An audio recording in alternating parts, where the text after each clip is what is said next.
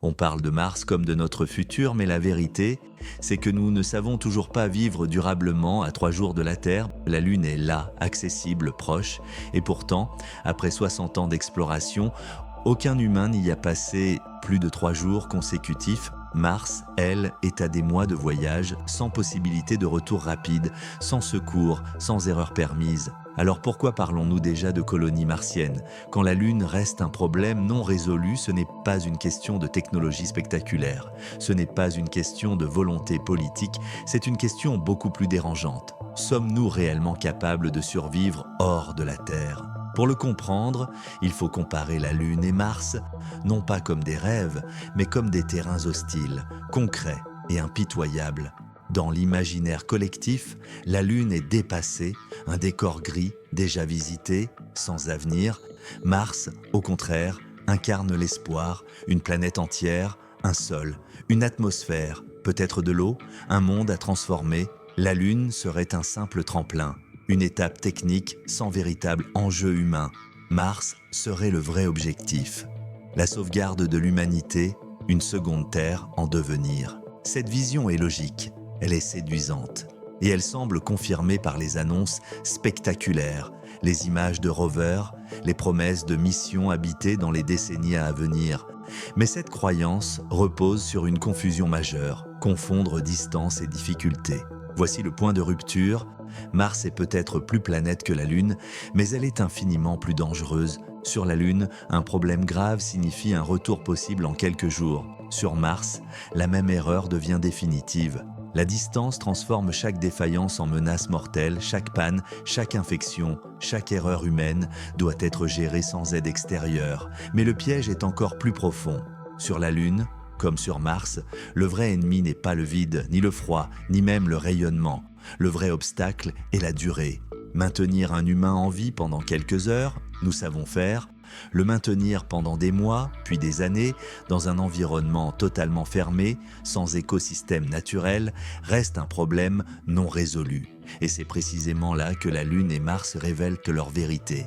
Premier point, l'illusion des ressources locales. On parle souvent d'eau sur la Lune et sur Mars, mais présence ne signifie pas utilisation. Sur la Lune, l'eau est piégée sous forme de glace, dans des cratères plongés dans une obscurité permanente, à des températures extrêmes. Sur Mars, l'eau existe surtout sous forme de glace ou de traces minérales. La récupérer exige de l'énergie, des machines fiables et une maintenance constante. Chaque litre d'eau produit localement coûte du temps, de l'énergie et des pièces de rechange, et chaque pièce manquante devient critique. La survie ne dépend pas de l'existence des ressources, mais de la capacité à les exploiter sans dépendre de la Terre. Deuxième point, l'énergie, le talon d'Achille sur la Lune.